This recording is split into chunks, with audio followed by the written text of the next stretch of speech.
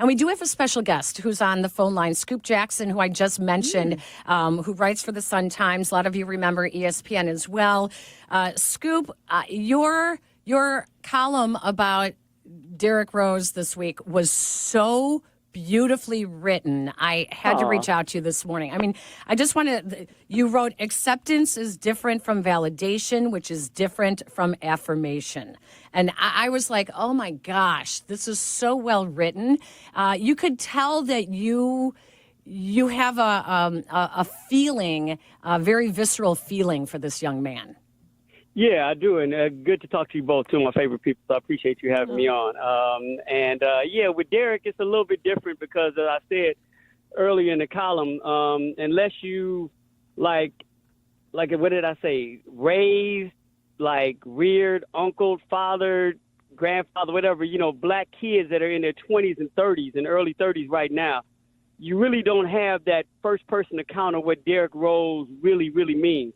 And you see kids that are, like I said, in their 20s and in their 30s. He is their North Star for all purposes. Anybody that's connected to basketball, especially black kids in this city that are in that age group, Derrick Rose is like their Michael Jordan. I tried to put it in the column as well. He's like, we got to see Kobe's influence after he passed away. And I put that Derrick is Kobe Bryant to Magic Johnson in L.A., where Magic Johnson may be considered by a few people like the greatest Laker or the greatest player, this, that, and the other, but the influence that Magic has is not the same as Kobe has in L.A. or across the world maybe. And I think that's true here. Well, Michael Jordan is the greatest player that will ever represent Chicago, especially in a Bulls uniform.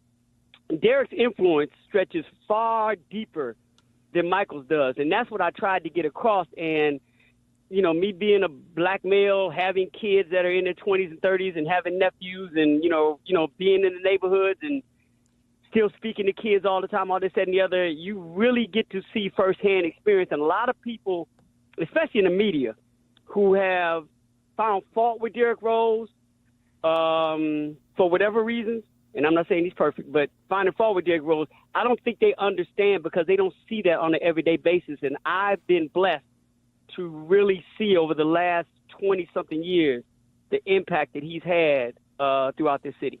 As he grew up in the NBA, because he was so young when he started, did he recognize that impact? And what did that mean to him to know that he was admired in that way?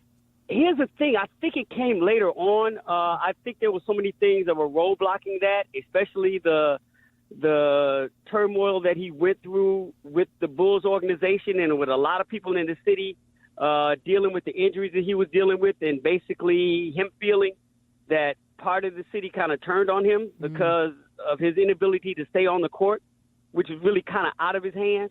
And then having some of the comments that he was making thrown back in his face and held against him, and the organization kind of moving on without him. I think it was hard for him to really see that. And I also think it was hard for him to see that when he was away from here. I think he got a first glimpse of that when he came back. I think he was playing for the Knicks. And didn't he drop 50 on the Bulls and have a 50-point game in the stadium? I think you're right, yeah. Yeah, I think so. But I think that's when he really started to get a glimpse of, his overall influence. I think through his friends and his family and through people he stayed in contact with within the city, I think he got a feeling that, he was still loved and beloved in the city. But I don't think he really got a chance to understand his overall influence until later on. And also, he didn't have the freedom, I don't think, to really go into that type of thought because he spent a large part of his career just trying to get back on the court. Yeah. And the mental capacity that takes on an athlete who's trying to not just resurrect his career, but stay in love with a game that he feels at times has turned against him and still be relevant, still be valuable, still, build a legacy. It's a hard thing to think about your influence when that is taking up so much of your space. Scoop, I remember when I was in high school, when I was a freshman, I remember going to see Isaiah Thomas play basketball. And after Isaiah left high school, the hope in the city was with Ben Wilson.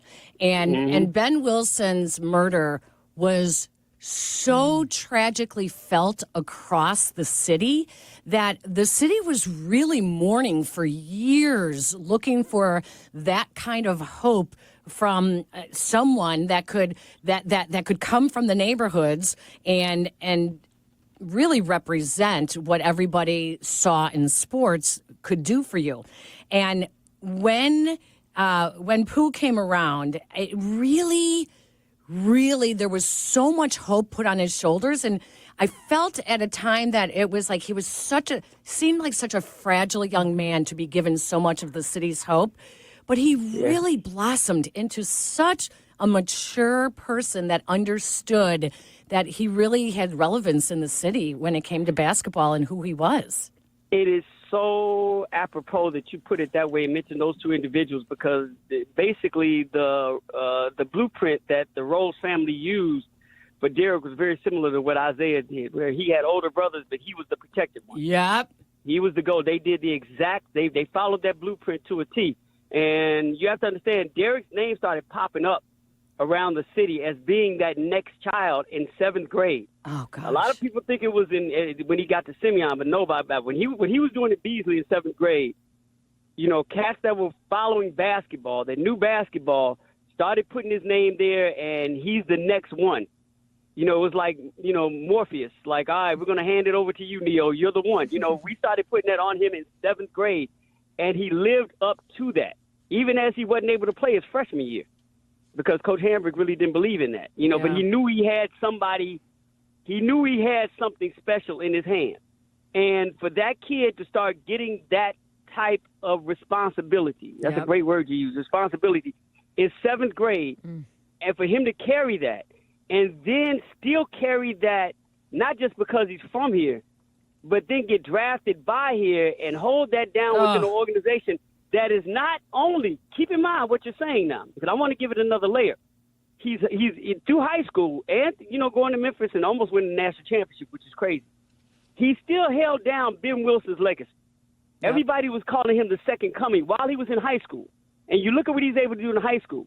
Now, keep in mind, all of that is still Chicago. And then he goes to the Bulls, and now he has another legacy to uphold, and that's one of Michael Jordan. Yeah. Mm-hmm. That's a lot to put on a 20-year-old. Yeah. Yes. You know, it's almost like, you know, I always say, looking at Mike Tyson's life, the early part of Mike Tyson's life, when he won his first title, you have to almost feel that that's unbelievable that he even got to that situation knowing what he had to go through to get there. Yeah. And I feel the same way about Derrick Rose. All the stuff that was put on him, all the responsibility, all of everybody else's dreams, an entire city on various levels, on a high school level, on a city level, on a living in the shadow of Michael Jordan organizational NBA level for this city, that was placed on the 20-year-old. And the only thing that really stopped him was injuries. He carried it until the injuries came, which is something that I think people lose sight of when they start talking about Derrick Rose.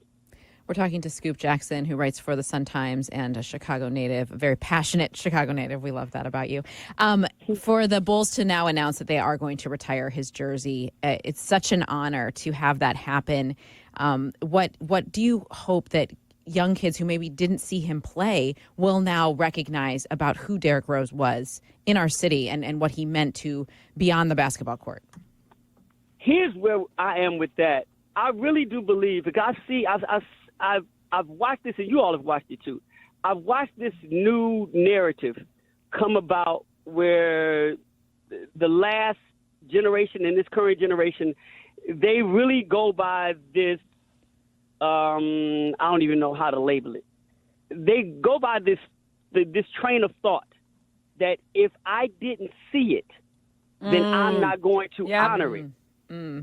And to me, that's become problematic. I won't tell you on the air what usually my response is to that, because we get to a whole nother conversation. But I hope that what young people who weren't able to see him play will do in his case is listen. Just listen to the people who witnessed him. That's all you have to do. And if you just do that, you know, you will have an understanding of how great and influential and impactful Derrick Rose, was, and still is to this day. It's very similar to, like, I'm watching young kids. I hate to keep bringing his name up, but Kobe Bryant. The young people who didn't get to see him play, they aren't listening necessarily to us in the media. They're not necessarily listening to their people. They're listening to the Jason Tatums. They're listening, to the Julius Randles. They're listening to the Kyrie Irving. They're listening to the Anthony Davises. They're listening to the Sabrina Ionescu's. They're listening to all of these players who speak of Kobe with such reverence and such importance that they're understanding just how great Kobe is, because they will get into arguments with people about Kobe's greatness and why he's not in the GOAT conversation with LeBron and Michael Jordan, and they have not seen him play. They're basing it on what they've heard. And if these kids nowadays do the exact same thing, if they open up their minds and their ears to receive the messages that we will tell them over the years about what Derrick Rose did in this short period of time, then they'll be able to really have an understanding and not wait on, like, video clips or I didn't see him play, so I can't, like, rank, whatever. If they leave that alone to listen to and open up their hearts and their ears, and their minds to what is being said about him, and listen to the people now. Listen to the LeBron Jameses. Listen to the James Hardens. Listen to listen to Kyrie Irving. Listen to the cats who played with Rose, who came through the same period of time with him. Listen to the Russell Westbrooks who spent Russell Westbrook and Derrick Rose spent years together working out in Los Angeles. And there's a reason Russell got to where he was, and there's a reason Derrick got to where he was, because they matched each other up against themselves and tried to bring out the best in one another. Russell Westbrook would be the first to tell you he never would have become the player he would have without Derrick Rose. Wow. And Derrick Rose would tell you the same thing about Russell. So what I'm saying is that if kids listen to like that and listen to those stories and take those stories in, then they'll have a true understanding to, who Derrick Rose is. And also, it's on us. They have to listen to us in the city of Chicago, in the bars, in the barbershops, at the barbecues. Seriously, really tell stories and know that we're not BSing about it. That we're telling truth. Right. Yeah. So if they do that, his legacy in the city will be intact. Well, and that's the other thing that I really do love about it, Scoop, is that he's a reminder also of the fragility of an athlete's career, and that it doesn't matter the length of the career. We talk about Gale Sayers, and, this is the same thing. Generations are like, I never saw him play. He didn't play long enough. How could he have been that great? It doesn't matter the length of your career. It's the effect that it has and what you're able to do with it. And it makes me excited to see everything Derrick Rose has been doing since he's retired, what the next chapter is going to bring. And it's such a great example to all of us that we have chapters in our life, not just one chapter. We have chapters, and it's important. It's important. Exactly. And I think Derrick Rose has two specific models that I'm pretty sure he's going to follow, and that's the model that Michael Jordan set. And, of course, Magic Johnson, but that's another thing. But Michael Jordan set a great example of what you can do in your post-career and still stay connected to the game of basketball. Yeah. But Kobe Bryant is another one where he was so wrapped into basketball that none of us believed that he was going to be able to exist without the game once he stopped playing. But we saw what Kobe was in the process of doing, to the fact that even in the short time before he passed away, that he didn't play basketball, he found a way to win an Academy Award. So, I'm thinking that, if you look at Derrick Rose and him speaking like he wants 10 years from now, he wants to be so deep into what he's doing that people forget that he played basketball. Yep. That he can use those two as examples of what's possible if he puts everything in and he finds the same love and passion for whatever it is he wants to do as he did for staying in the game of basketball. And it's hard to root against him, because all three of us know that Derrick Rose's career was not supposed to even extend itself to the way it did. You brought up Gale Sayers, which I think is a great, great, great analogy. I almost mentioned that in the I have a whole paragraph in the original draft of that column that I wrote about Gale Sayers, and it was kind of taking shots at some people in the media who have written that Derrick Rose should get his jersey retired, but he shouldn't be in the Hall of Fame, or he won't get in the Hall of Fame, or his injuries killed his Hall of Fame chances. And I'm wondering, basically, you can put Derrick Rose and Gale Sayers' career side by side and see that they are almost twins. And I never heard anybody say anything or push back on Gale Sayers being in the Hall of Fame. Right.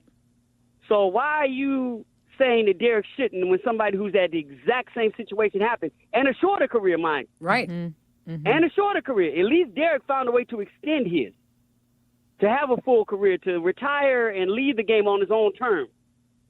So, it's interesting you mentioned that. But I say about that is that if Derrick, Hall of Fame or not, if Derrick is able to do in this second chapter, or like I say, the second circle, because the first circle of his life is closed. The basketball side is closed now.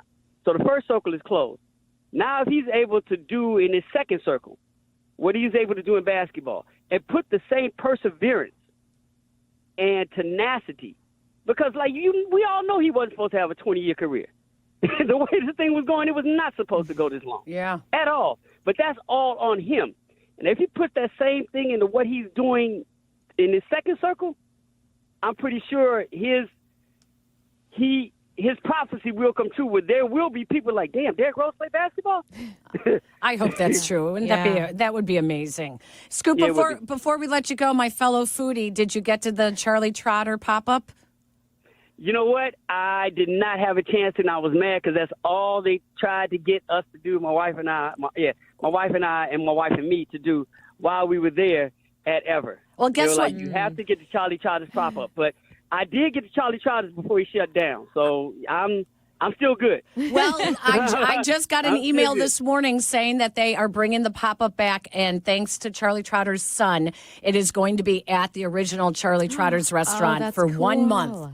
Just 1 month. So go online if you and your wife have a free time and try to get in, because that's what we're going to try to do as well. Look, I'm going to do better than that. I'm just going to walk up to the door and drop your name. I'm going to say, I'm with Peggy. I'm with Peggy Kaczynski. Can I get in? And they're going to be like, yes, Mr. Jackson, come on in. I'm good. Yes, I Ms. love Jackson. that approach. Yes. I love that idea. Yeah, Scoop, I you're fully the support best. it. Thank you so much. Yeah, thank you for taking the time. I called you last minute, but I was reading your column and I loved it so much. And your passion and you're so eloquent in how you talked about Derrick, and you understand Chicago, and you're a foodie. So what can I not? Yeah. There's nothing I don't love about you. You're welcome on our show anytime. Anytime. Thank you, Dionne. Thank you, Peg. I really appreciate it. Thank you for recognizing and acknowledging the column, reading it, and having me on to speak about it. I really appreciate it. Have a great weekend. Thank you, Scoop. You all too. Thanks. Scoop Jackson joining us. He's energized now. He's That is so awesome. good. He's such a gifted writer. Very. That every time I read one of his columns, I have a reaction. I'm like, wow, that was really well put. He's really well an put. Incredible writer. I need to educate myself on Ben Wilson and everything that happened with that. Heart was breaking. Very young and not here, of course. So I didn't have any idea. It's horrific. He was going to be the next hope. It was really heartbreaking, awful. Yeah, that's awful.